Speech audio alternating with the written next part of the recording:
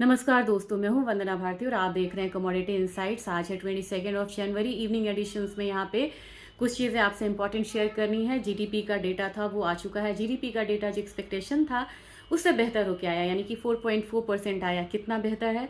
2 साल का सबसे बेहतर डेटा है ये यूएस के जीडीपी का, और इससे इकोनॉमी को बूस्ट मिल रही है। दूसरा डेटा था इनिशियल जॉबलेस क्लेम, वो यहाँ पे निगेटिव होके आना था। ज़्यादा लोग जॉबलेस क्लेम पे आने वाले थे, लेकिन ये भी डेटा यहाँ पे पॉजिटिव आया। इसका क्या इम्पैक्ट आया है गोल्ड प्राइसेस पे? चलिए, इक्विटी में तो वहाँ पे बाइंग जो है वो आ चुकी थी कल, यहाँ पे कंटिन्यू हो रही है। लेकिन इसके बावजूद अगर देखा जाए, गोल्ड में कोई बहुत ज़्यादा गिरावट है नहीं। 48.16 यानी कि सिर्फ $14 डाउन होके यहाँ पे ट्रेड हो रहा है कॉमिक्स मार्केट में। यानी कि जो अंडरलाइन टोन है वो यहाँ पे अभी भी स्ट्रांग बना हुआ है। नहीं तो इतने पॉजिटिव डेटा के बाद एक यहाँ पे करेक्शन जो एक्सपेक्टेड थी, वो थोड़ा बहुत करेक्शन यहाँ पे आना चाहिए था। आपको मान के चलना होगा, क्योंकि कल और आज में हमने इतना तो माना है कि मार्केट बहुत ज़्यादा वॉलाटाइल है। तो आपको दोनों साइड का डायरेक्शंस का जो इंपॉर्टेंट की लेवल्स है वो पता होना चाहिए। 5000 आपका यहाँ पे रेजिस्टेंस है जो बहुत स्ट्रांग है यहाँ पे। दूसरी चीज़ है कि अगर नीचे की तरफ आता है तो मार्केट में किस तरीके की मूव आएगी, तो $4750 से लेके $4760 तक का एक यहाँ पे सपोर्ट जोन बनता हुआ दिख सकता है। काफ़ी सारी चीज़ें हुई, जीडीपी नंबर्स अच्छे आए और डेटा बढ़िया आया। ट्रम्प साहब ने कहा कि हम मिलिट्री एक्शन नहीं लेंगे ग्रीनलैंड में, हम यहाँ पे ईयू पे टैरिफ नहीं लगाएंगे। फिर भी यहाँ पे गोल्ड बहुत ज़्यादा नहीं गिरा। ऐसे न्यूज़ पे कम से कम 100-125 डॉलर का फर्क तो आना चाहिए था, क्योंकि 2 दिनों में हम लोग लगभग $165 बढ़ता हुआ देखा था, लेकिन रिएक्शंस कम आए यहाँ पे। हमारा बाजार आज यहाँ पे बिल्कुल डिकपल होकर ट्रेड हो रहा है, और बड़े सारे सवाल आ रहे थे यहाँ पे कि भारतीय बाजार में प्रीमियम बहुत ज़्यादा है। वो प्रीमियम को आज हम लोगों ने थोड़ा बहुत इरेज होता हुआ देखा। 8 से 9% का प्रीमियम गोल्ड पे, और 38 से 40% तक का प्रीमियम मैं कैलकुलेट करके एग्जैक्ट आपको कल बताऊंगी, ये आपको चांदी पे बनता हुआ दिख रहा था। आज ये प्रीमियम वॉश आउट होता हुआ दिखा है। क्यों? अब आप बोलेंगे क्योंकि अगर बाहर में गोल्ड आपको सिर्फ $14 डाउन होके 4816 के करीब ट्रेडिंग हो रही है, हमारे यहाँ आपको 1,51,000 के करीब यहाँ पे गोल्ड ट्रेड हो रहा है, और ये 1800 से 1900 रुपये नीचे की तरफ ट्रेड हो रहा है। यानी कि हमारा जो बाजार है वो यहाँ पे ज़्यादा गिरा हुआ है।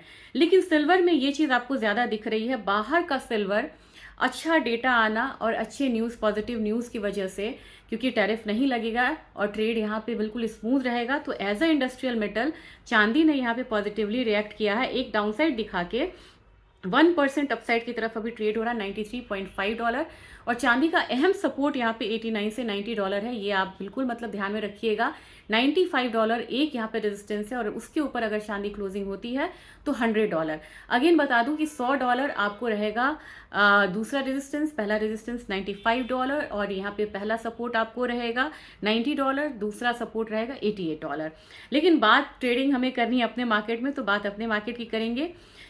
3,08,500 ये आज रेट है। यानी कि बाहर की मार्केट 1% अपसाइड, हमारी मार्केट 3% का डाउनसाइड है। यानी कि एक दिन में आपको 4% का जो प्रीमियम था वो खाता हुआ दिख रहा है सिर्फ एक दिन में चांदी का रेट। अब आप कहेंगे कि यहाँ पे कौन सा लेवल है जहाँ पे चांदी को बनाया जा सकता है या एक्यूमुलेट किया जा सकता है, तो मैं आपको ये बता दूं, काफ़ी लोग यहाँ पे नर्वस भी हो रहे हैं। जिन लोगों को प्रॉफिट बुक करना है वो आप बेशक यहाँ पे ETF में प्रॉफिट बुक कर सकते हैं, या फिजिकल में आप प्रॉफिट बुक कर सकते हैं। लेकिन अगर आपको बात की जाए कि अगर चांदी में कि लेवल्स कौन सा रहेगा, फंडामेंटल्स अभी सेम है। लेवल्स थोड़ा सा आपको डाउन साइड का मिलेगा, और लेवल्स से मुझे लग रहा है कि आपको 3 लाख से लेकर 2,98,000 298,000 या 95,000 से लेके 3 लाख का जो लेवल है वो एक बढ़िया लेवल है, जो कि आपको यहाँ पे फिर से एक्यूमुलेट करने के लिए बढ़िया रहेगा। जबकि अगर ओवरऑल अगर आप देखें कि ये क्या ये लेवल आ पाएगा, तो ये भी ज़रूरी नहीं है कि 3 लाख का लेवल आए। तो आप उस रेंज को थोड़ा सा यहाँ पे बढ़ाते हुए चल सकते हैं। ये रेंज आपके लिए हो सकता है 2,95,000 से 3,05,000। इसमें स्टैगर्ड वे में आप यहाँ पे बना सकते हैं अपने पोजीशंस को, चाहे वो ETF हो या फिजिकल हो। लेकिन अपसाइड अगर आप कहेंगे कि 2026 का क्या यहाँ पे व्यू चेंज हुआ है, व्यू चेंज नहीं हुआ है। अभी भी यहाँ पे आपको 3,50,000 60,000 का जो व्यू है वो इंटैक्ट है। लेकिन आपको आने वाले समय में इतनी क्विक रैली अब आप यहाँ पे एक्सपेक्ट नहीं करिए। अगर यहाँ पे ठहराव के साथ रैली आती है तो इस मार्केट के लिए वो काफ़ी हेल्दी है। चलिए, INR की बात करेंगे। 91.59 के करीब है, और यहाँ पे ये इतना ही था ट्रेड हो रहा था।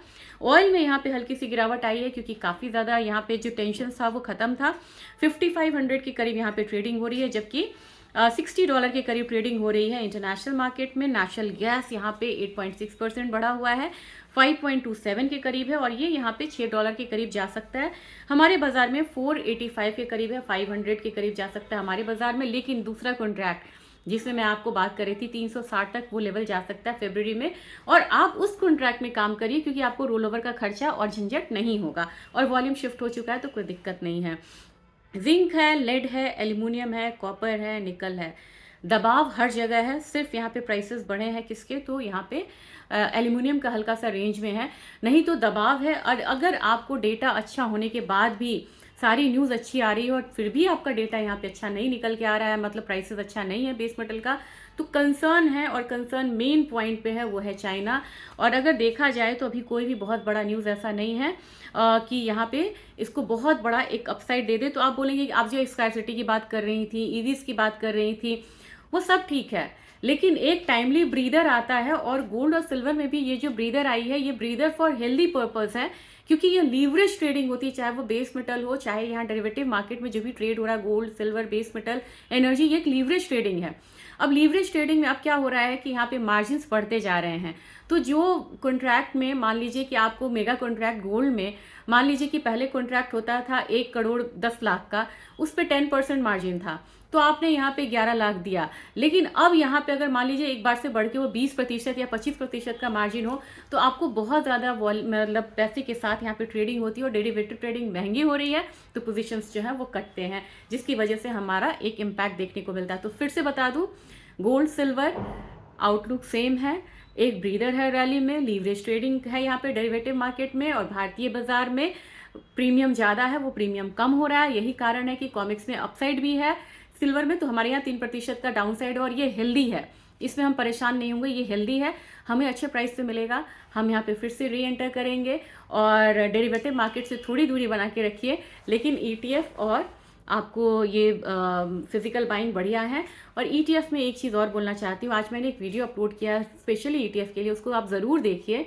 दूसरी चीज़ ये है कि ETF में हमारे मार्केट से ज़्यादा इम्पैक्ट आता है, वो मतलब हाई बीटा एक प्रोडक्ट है, तो वहाँ पे इम्पैक्ट ज़्यादा आता है। तो अभी आपको एक आज ज़्यादा इम्पैक्ट देखने को मिला है, और जिस तरीके से प्रीमियम कम हुए हैं ना, वो प्रीमियम भारतीय बाजार में ज़्यादा कम हुए हैं।